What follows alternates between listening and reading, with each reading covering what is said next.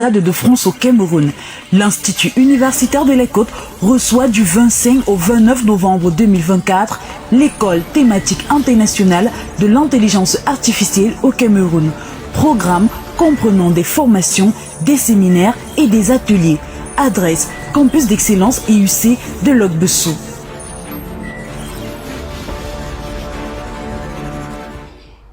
Mesdames, Messieurs, bonjour et bienvenue sur les antennes de MyIUC Télévision pour cette troisième capsule de spécial ETIAC, École thématique internationale de l'intelligence artificielle au Cameroun. C'est à l'esplanade du campus d'excellence de l'Institut universitaire de la Côte que nous recevons bien évidemment deux invités précieux dans ce programme et même dans le programme universitaire. À ma droite, j'ai le professeur Tayou qui est professeur titulaire à l'université de Chang et bien sûr chef département du génie informatique. Professeur, bonsoir et bienvenue. Bonjour. Alors, à ma gauche également, j'ai le directeur de 3IAC à l'Institut universitaire de la Côte, 3IAC, Institut d'ingénierie informatique d'Afrique centrale, Monsieur Wokam Verlaine. Bonjour. Bonjour Samuel. Voilà, ça va, on se détend, ça va aller. Ouais, on sait que c'est une semaine très difficile. Il faut se lever tôt pour être là dans les séminaires et tout. Et donc voilà, c'est pas du tout évident. Alors, avec l'avènement, on va commencer peut-être par le professeur Tayou. Professeur, l'IA en Afrique, comment est-ce que vous percevez cet outil-là? Question préoccupante. Question préoccupante et capitale. Parce qu'en fait, il y a beaucoup d'avantages autour de l'IA. Il y a beaucoup de promesses, il y a beaucoup d'opportunités. Et de l'autre côté, il y a également beaucoup de dérives. Voilà. Donc, moi, je milite pour une IA responsable. C'est-à-dire une utilisation responsable de l'intelligence artificielle. Alors, en général, il est admis que les experts se servent des assistants d'IA en vue d'améliorer leur performance dans le cadre de leurs activités professionnelles. Mais cependant, en ce qui concerne la formation, par exemple, des étudiants, la formation des apprenants, cela pose de sérieux problèmes d'éthique, de sérieux problèmes d'acquisition de compétences, de sérieux problèmes de motivation des apprenants. Voilà, vous avez parlé d'éthique. Et est-ce qu'on peut avoir justement les limites concernant cette éthique-là en ce qui concerne l'évaluation des performances des étudiants? Voilà, donc la première question est la suivante. Qu'est-ce qu'on peut faire avec l'IA? Est-ce que l'IA peut permettre de tout évaluer? C'est la question qu'il faut d'abord se poser. S'il s'agit des QCM, la réponse est oui. S'il s'agit d'apprécier les démonstrations mathématiques d'un étudiant, d'un apprenant, suite à une question de mathématiques, la réponse est non. S'il s'agit de bien apprécier ou bien de mesurer la qualité d'un exercice de rédaction d'un apprenant, ma réponse est également non. Simplement pourquoi? Parce que les outils d'IA sont des outils à base de statistiques. Nous ne devons jamais l'oublier. Et ces outils-là ne peuvent que reconnaître des choses qu'ils ont déjà vues, soit qui sont similaires par rapport à ce qu'ils ont déjà vu. Oui. Donc, on pourrait dire que... Oui, pour ça vous pouvez aller, il n'y a pas de souci. Oui. Donc, on pourrait dire que... Nous sommes en direct. On peut utiliser l'IA dans certains cas de figure, mais pas dans d'autres cas de figure, parce que l'IA n'est pas prête pour faire cela. Et il faudrait ajouter que même si un enseignant voudrait utiliser un outil d'IA pour évaluer certains de ses étudiants, cela doit se faire sous son contrôle. C'est l'enseignant qui est responsable. L'IA n'a aucune responsabilité juridique. C'est l'enseignant qui est responsable de la qualité de la formation de ses étudiants. Donc même s'il utilise des outils, cela doit se faire sous son contrôle. En d'autres termes, les textes, les contenus produits par l'IA doivent être encore appréciés et corrigés par l'enseignant. Alors, Monsieur Wokam, vous avez peut-être quelque chose à dire concernant cette question. Oui, Samuel, merci. Donc, à la suite du professeur, je crois que c'est clair. Il y a des limites pour pouvoir évaluer les compétences d'un étudiant. Je vais prendre deux exemples. Ouais. Deux exemples. Avec l'IA, si vous prenez une IA pour évaluer le travail d'un étudiant mal noté suite à l'évaluation par une IA ne saura jamais pourquoi et même comment corriger les erreurs que l'IA aurait détectées dans ses travaux. Ça, c'est de un. Si vous prenez le cas, par exemple, d'une dissertation,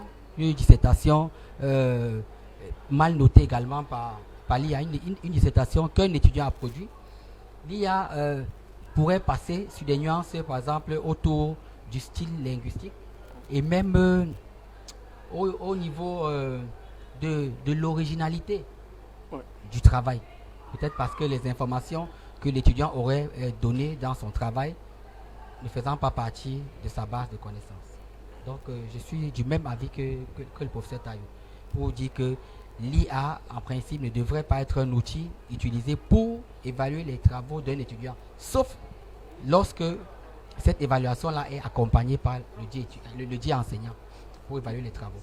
Voilà, aujourd'hui, on parle de la question, on pose justement des risques associés justement à cette dépendance de l'IA des étudiants aujourd'hui, quant à la rédaction, même la recherche et la rédaction des travaux. Est-ce que pour vous, il y a véritablement des gros risques sur cette question-là? C'est une question qui est d'actualité et qui est extrêmement préoccupante. Parce que quand un étudiant est en formation, qu'est-ce que les enseignants souhaitent? Nous souhaitons qu'il acquiert des compétences. Nous souhaitons qu'il monte en compétences. Mais si l'IA est utilisée par l'étudiant pour faire ses devoirs, alors l'étudiant ne pourra pas monter en compétences. Parce que c'est l'IA qui fera le boulot pour lui. Alors si dans une promotion, certains étudiants utilisent l'IA pour faire le devoir et d'autres ne l'utilisent pas, ceux qui ne l'utilisent pas à un moment donné pourront être démotivés. Et tout le monde sait que la motivation est un facteur important dans le processus d'apprentissage. À mon humble avis, on ne devrait pas permettre aux étudiants d'utiliser l'IA. Ça, c'est mon point de vue. Mais, sur d'autres cieux, il y a des collègues qui disent que on peut permettre à un étudiant de se faire aider par l'IA, mais dans ce cas-là, il doit indiquer en quoi est-ce que l'IA l'a aidé. Quelle est la contribution de l'IA sur sa copie? Quelle est la contribution de l'IA sur ce qu'il a proposé? En ce moment-là, on est plutôt dans un cadre, je dirais, de transparence. De transparence parce qu'en ce moment-là, l'enseignant pourrait mieux apprécier. Il pourrait dire, voilà, c'est vrai qu'il a fait une belle rédaction, mais dans cette rédaction-là, l'IA a contribué à 30%. L'étudiant a contribué à 50%. Et ça doit également se refléter sur la note. Alors, comment est-ce qu'on détecte un travail qui a été fait par l'IA, M. Wokam? Comment est-ce qu'on détecte? Parce qu'on va voir un travail proposé par un étudiant. Est-ce qu'on saura véritablement si c'est fait par l'IA ou non? Bien, merci. Ce que je peux déjà dire, c'est, je reviens sur la question que vous avez posée tout à l'heure au professeur Taillou. Je crois que l'IA, pour la question, vous avez demandé l'utilisation pour la préparation aux examens. Je crois que l'IA peut avoir des avantages. L'utilisation de l'IA pour préparer les examens peut présenter des avantages, mais également des inconvénients. Vous allez voir sur Internet, la plupart des bons ouvrages, des bons documents sont payants, ils sont coûteux. Et il y a plusieurs étudiants qui, malgré leur bonne volonté, malgré leur envie d'acquérir des connaissances, des compétences, sont limités sur le plan financier parce que n'ayant pas la possibilité de pouvoir acheter des supports pour éclairer leur lanterne. Mais alors qu'avec l'IA aujourd'hui, vous allez vous rendre compte que les étudiants peuvent avoir accès à une large gamme de documents leur permettant de pouvoir réviser, de pouvoir travailler, de pouvoir affûter leurs armes pour les examens. Mais également, je crois que si on regarde également ce point-là, c'est que l'IA, les étudiants ont la possibilité d'avoir même des corrections à certaines épreuves de façon détaillée. Et ça peut permettre à un étudiant de s'organiser et de travailler à son rythme. Je vais, excusez-moi professeur, si vous allez regarder une ville comme la nôtre, voilà, où on fait face régulièrement aux coupures intempestives d'énergie électrique. Un étudiant dont a la possibilité, grâce à son IA, de pouvoir télécharger des exercices, les corriger, les garder, et puis le jour, si peut-être l'énergie électrique arrive dans son quartier à 3 heures, il peut se lever à 3 heures, et puis pouvoir étudier. Donc, l'IA carrément donne cette possibilité-là de pouvoir avoir des documents, des informations, mais de pouvoir les exploiter à son rythme. Maintenant, comme a dit le prof, l'inconvénient, malheureusement, c'est que la facilité, lorsqu'elle s'installe, les enfants, à un moment, ne veulent plus étudier. Ils se disent que tout ce que l'enseignant va donner n'est pas important. Certains se prêtent même au jeu de ne pas venir en classe parce qu'ils se disent qu'il suffit pour eux de prendre le coup de leurs amis, de savoir les concepts qui ont été abordés en classe pendant qu'ils n'étaient pas là, de rentrer ces informations-là sur l'IA et d'avoir des informations escomptées. Donc voilà. Mais maintenant, il y a des outils, il y a des outils qui permettent de détecter, d'évaluer la pertinence d'un travail, de détecter si c'est un travail qui est la résultante de l'IA, voilà, d'un plagiat, qui est la résultante d'un travail fait par l'IA, par un outil d'IA. Donc il y a des outils qui permettent de pouvoir faire cette vérification. Cela. Alors professeur, en quoi justement l'IA peut-elle renforcer ou diminuer l'équité en matière d'accès aux ressources éducatives? Je voudrais d'abord répondre sur ce que mon collègue vient de dire. Dans le cadre d'une utilisation responsable de l'IA, dans le cadre de l'utilisation de l'IA comme un tuteur intelligent, un répétiteur, un enseignant, en ce moment, l'étudiant pourrait monter en compétence. Mais s'il utilisait ça pour faire, par exemple, les devoirs à faire à la maison que l'enseignant devrait noter, s'il commence à tricher, si l'IA lui renvoie des contenus et il présente ces contenus à l'enseignant comme si c'est lui qui les avait produits, c'est là où il y a un problème. C'est là un problème. Et c'est là où il peut avoir également un problème d'équité. Équité, problème de tricherie. Et je voulais également dire qu'il est difficile de détecter ou bien d'apprécier la contribution d'une IA dans un devoir effectué par un étudiant. Un étudiant qui est très intelligent, il peut demander à une IA de lui générer du contenu et puis le modifier peut-être à 70% ou à 60%. Est-ce que l'IA pourrait détecter ça? Ça, c'est une question préoccupante. Moi, j'ai quand même des doutes. Et de toutes les façons, on ne peut pas tout détecter. Okay, je pense que les pourcentages que l'on détecte aujourd'hui, à mon avis, sont relativement faibles. Voilà. Et je pense qu'il y a un sérieux problème d'équité. Parce que ceux qui utilisent, comme je l'ai dit au début, s'il y a des étudiants qui utilisent et d'autres qui n'utilisent pas, finalement, ceux qui n'utilisent pas risqueront de suivre ceux qui utilisent. En ce moment-là, ils vont moins fournir d'efforts. Vous savez que dans l'apprentissage, le culte de l'effort est très important. La quantité d'efforts fournis est très importante. C'est extrêmement importante. Or, l'IA pourrait contribuer à réduire l'effort des étudiants, à réduire la motivation et donc à réduire significativement le niveau de compétence. Voilà, avec tout cela, comment est-ce que les institutions académiques pourraient équilibrer l'intégration de l'IA, professeur? On va rester justement encore avec vous sur cette question. Je pense que c'est une question préoccupante, il faudrait bien analyser. Il faudrait bien analyser cette question-là et dégager clairement les avantages, les inconvénients et les risques. Alors si on fixe les règles, on doit être capable de contrôler également. Alors quand on n'est pas capable de contrôler, ça peut créer des frustrations, ça peut créer des problèmes d'équité et ça peut créer du désordre. Donc il faudrait bien mûrir la réflexion, bien mûrir l'analyse afin de se positionner. Voilà, afin de se positionner, dans le cadre de l'Institut universitaire de la Côte-d'Ivoire, qui est au pôle informatique, comment est-ce que de votre côté vous parvenez à équilibrer l'intégration de l'IA du côté de l'UIC justement, ou encore dans l'utilisation de vos programmes en fonction des étudiants?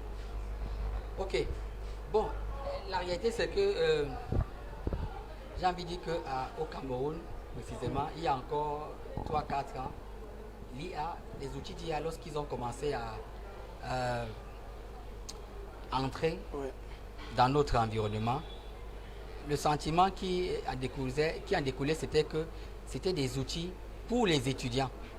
Donc, les étudiants s'en servaient. Et le sentiment que c'est que plusieurs enseignants n'étaient même pas réellement édifiés, ne connaissaient pas ce qu'un outil d'IA pourrait leur apporter comme plus. Donc, c'est plus les étudiants qui s'en servaient pour parfois se livrer à des opérations de tricherie et qu'on sort. Mais les enseignants, pas du tout. Donc, moi, je pense, en toute sincérité, l'IA est là aujourd'hui. On doit apprendre à se réinventer, à s'adapter, à faire avec l'IA. Et comme m'a dit le professeur tout à l'heure, il y a des actions collégiales qui devraient être menées. Il y a des réflexions qui devraient être menées parce que la réalité, c'est que dans les pays occidentaux, ils utilisent l'IA. L'IA fait partie prenante de leur approche pédagogique, de leur méthode, de leur quotidien, pour pouvoir évaluer les étudiants. Mais à notre niveau, nous sommes encore en train de mener des profondes réflexions pour essayer de voir comment contextualiser et comment mettre même des normes, encadrer l'utilisation de l'IA par les enseignants et par les étudiants. Donc je crois que c'est des réflexions qui sont encore en cours. Voilà, et d'où l'école thématique justement internationale de l'intelligence artificielle qui se déroule depuis une semaine au campus d'excellence de l'Institut universitaire de la Côte. Et donc demain, vendredi 29 novembre, sera la clôture. Alors professeur, parlons des impacts potentiels de l'IA sur la collaboration entre les étudiants eux-mêmes.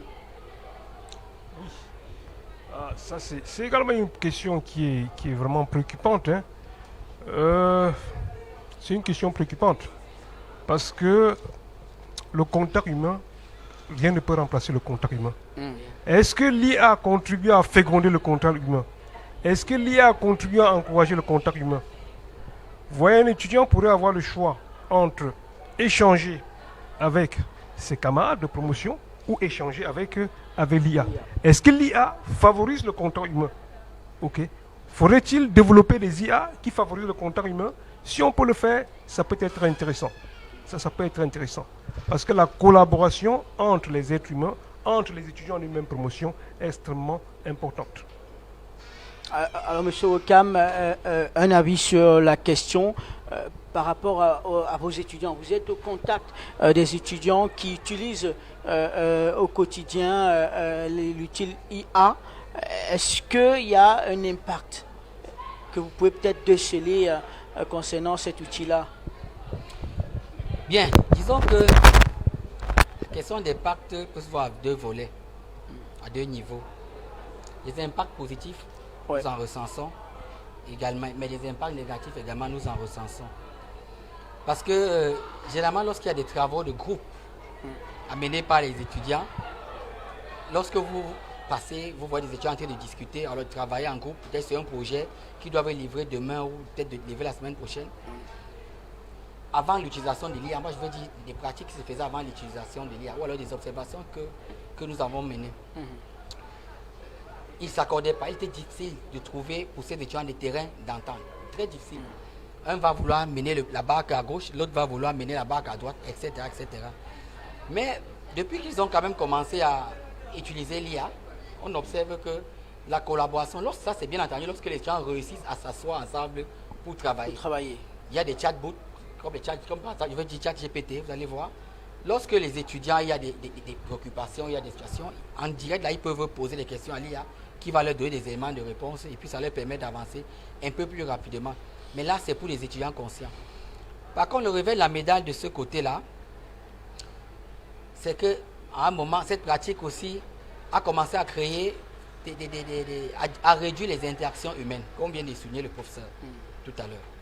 C'est qu'un étudiant, ils sont 2, 3 à travailler sur un projet, parce qu'il a l'IA, parce qu'il a sa machine, là, son téléphone, qui peuvent lui permettre de se connecter et avoir les informations dont il a besoin. Alors là, il estime qu'il n'a même plus besoin de rencontrer son camarade de classe, son encadreur, pour pouvoir prendre son avis sur la thématique qui a été donnée sous forme de devoir. Pour lui, il s'est dit non, dès lors que j'ai la thématique qui a été bien définie par l'enseignant, je vais sur l'IA, l'IA va me donner toutes les informations dont j'aurais besoin. Et puis à un moment, si son camarade de classe a fait pareil, ça devient difficile. Est-ce qu'il n'y aura pas des difficultés pour l'étudiant d'expliquer véritablement le travail qui a été fait par l'IA, par exemple? Tout à fait, il y aura des difficultés. Parce que comme je vous ai dit tout à l'heure, l'IA fonctionne par l'IA, l'apprentissage machine, tel qu'on le connaît aujourd'hui, fonctionne par similarité. C'est des techniques. L'IA ne pourra pas reconnaître ce qui n'est pas similaire à ce qu'elle a déjà vu. Oui. C'est pas possible.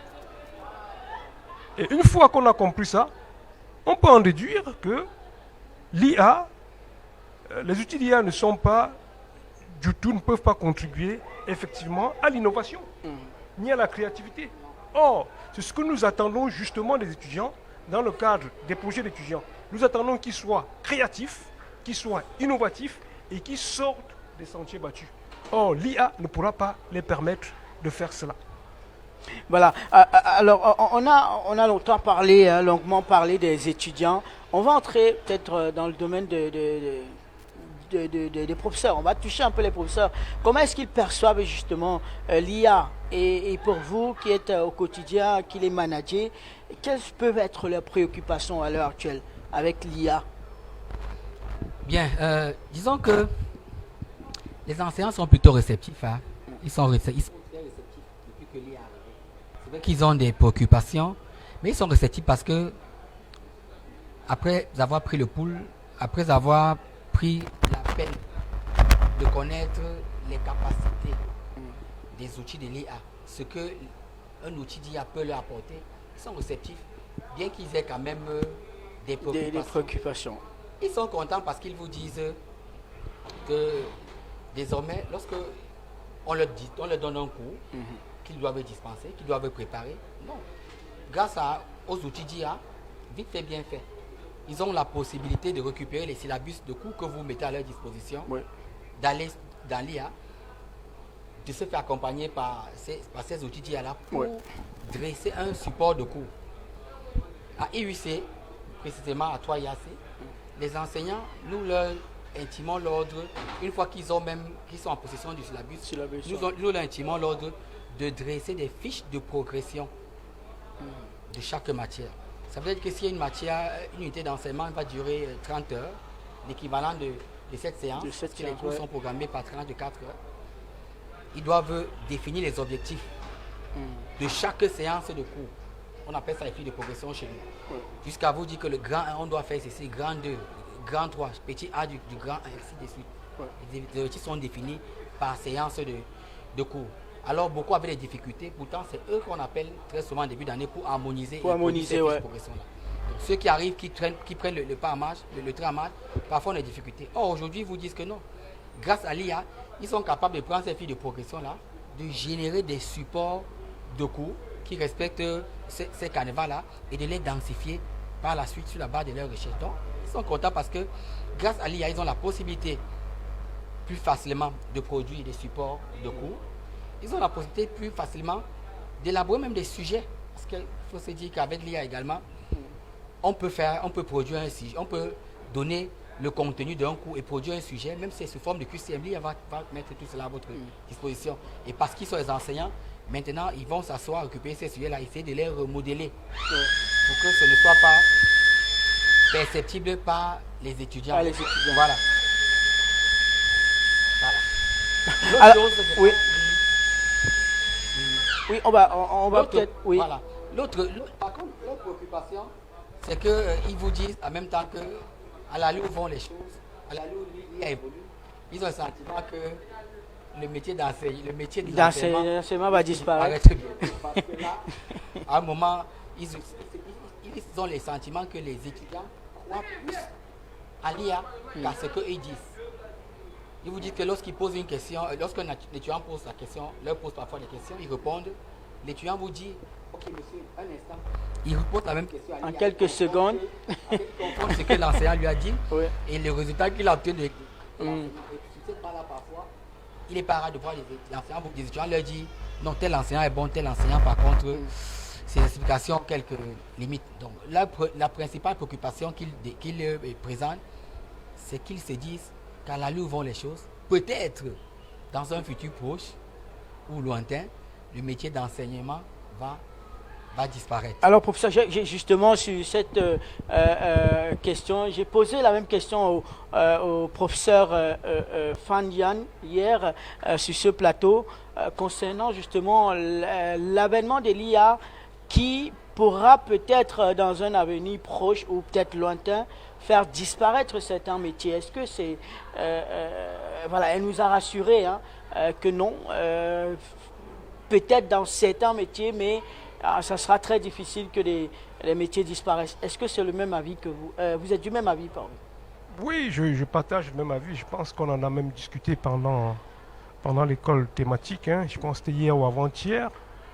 Il y a des métiers qui vont disparaître. Il y a des métiers qui vont disparaître. Et il y aura des nouveaux métiers. Il y a des métiers qui pourraient se consolider. Je milite pour l'utilisation de l'IA par les experts comme assistant. Comme assistant. Mais le dernier mot revient à l'expert. Prenons le cas, par exemple, des médecins. Nous savons qu'aujourd'hui, les outils d'IA sont parfois plus performants dans la lecture des radios que des équipes de médecins. Alors, en ce moment, quand il y a une radio à lire, les médecins, ils lisent, ils notent leurs résultats, ils demandent également à l'IA de lire. Si les deux lectures convergent, alors ça pourrait peut-être conforter les médecins dans leur lecture. Si ce n'est pas le cas, il faudrait qu'ils comprennent pourquoi ils n'ont pas eu la même lecture que l'IA. Et rechercher peut-être là où il y aurait eu par exemple des erreurs. Voilà. Donc, il y a des métiers qui vont disparaître, il y a également des métiers qui seront renforcés. Ça permet en fait, parce que quand vous avez un assistant, je veux même dire que ce n'est pas aujourd'hui que ça commence. Il y a plus de 20 ans, on parlait des systèmes d'aide à la décision déjà, en informatique. Les systèmes d'aide à la décision. C'est-à-dire aider un expert dans ses activités de prise de décision. Donc moi, je milite pour l'utilisation de l'IA comme un assistant personnel, voilà, pour un expert. Mais dans le cas des apprenants, cela pose des sérieux problèmes. Des problèmes de motivation, des problèmes d'efforts fournis, des problèmes d'acquisition de compétences, des problèmes extrêmement sérieux. Mais dans le cas d'un expert, mais quand j'entends les étudiants, certaines personnes croient que le métier d'enseignant va disparaître. À l'université en général, la plupart des enseignants sont des chercheurs. Alors, si on dit que le métier de chercheur disparaît, qui va inventer? Qui va inventer, justement. Ça veut dire que c'est la fin de la recherche, c'est la fin de l'innovation, c'est la fin de la créativité. Et nous savons bien que les IA ne peuvent pas sortir totalement, sortir de façon brutale du cadre de ce qu'ils ont déjà eu à voir. Ils n'apprécient que ce qu'ils ont déjà vu ou ce qui est similaire par rapport à ce qu'ils ont déjà vu. Voilà. Alors, on va peut-être vous poser encore une dernière question ou alors vous demander de regarder vos différentes caméras et de parler peut-être de dire un dernier mot concernant cette école thématique que vous suivez depuis lundi. Comment est-ce que ça se passe et justement, qu'est-ce que vous avez peut-être retenu durant ce séjour-là à l'école thématique? Monsieur Wok, on va commencer peut-être par vous. Bien, merci. Disons que c'est une innovation, je ne vais pas dire une première parce que dans 2017 ou 2016, à l'Institut de Lacote, une cérémonie comme celle-ci, similaire, on m'avait appelé à l'école les jours. Je crois que le professeur Tayou faisait partie des principaux panélistes, avait déjà vu le jour. Et puis voilà, qu'aujourd'hui, l'école thématique déjà qui s'est bien réveillée, ressuscité, ouais. Une initiative comme celle-là, c'est une très bonne chose. Nous avons, moi personnellement, j'ai beaucoup appris auprès des éminents enseignants que nous avons reçus. La plupart venant des universités Cameroun, des universités françaises, notamment l'université de Bourgogne. On a le prof Tipanda, on a le professeur Tami qui ont fait de très bons exposés plus qu'édifiants.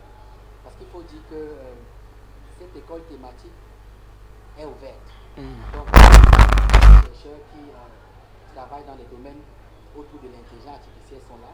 Et plusieurs, sur la base des échanges, des questions qu'ils posent, semblent trouver des solutions aux problématiques qu'ils rencontrent. Donc, c'est une initiative vraiment louable, édifiante.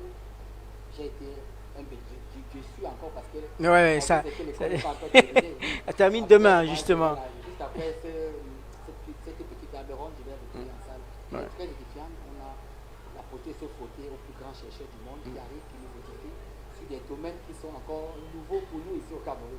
Donc, je remercie vraiment l'équipe en charge de cette brillante organisation. Voilà. Alors, professeur, vous qui avez travaillé avec des séminaristes ou des participants, comment est-ce que vous les avez trouvés?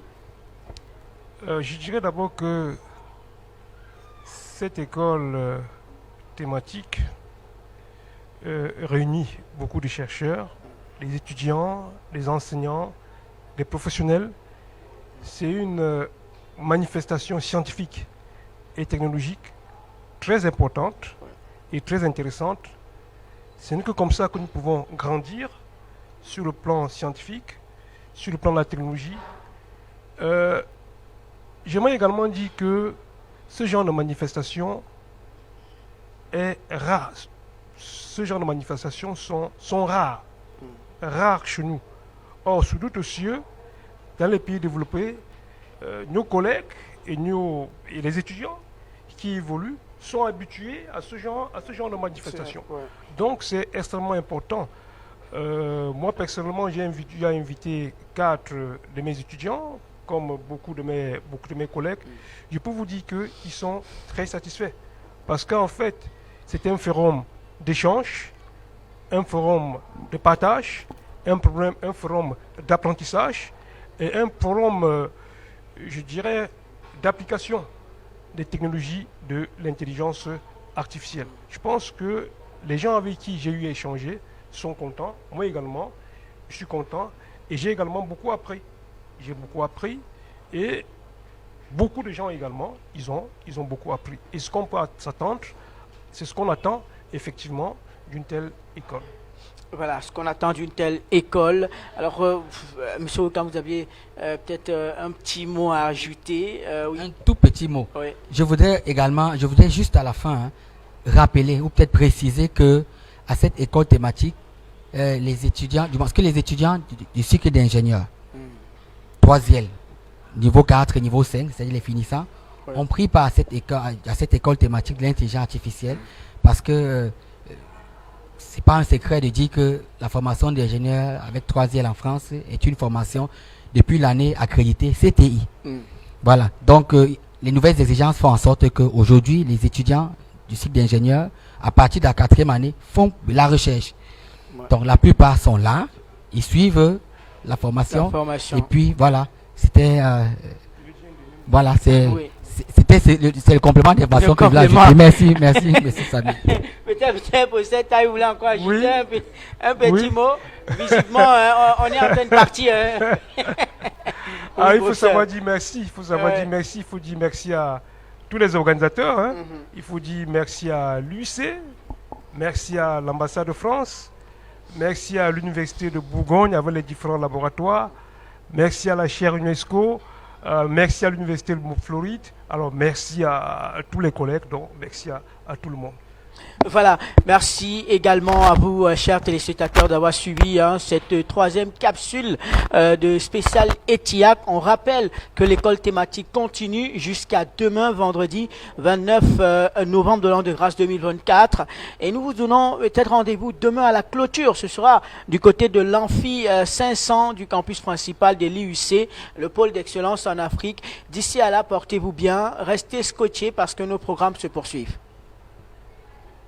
Sous le haut patronage du ministère de l'Enseignement supérieur et de l'ambassade de France au Cameroun, l'Institut universitaire de les Côtes reçoit du 25 au 29 novembre 2024 l'école thématique internationale de l'intelligence artificielle au Cameroun.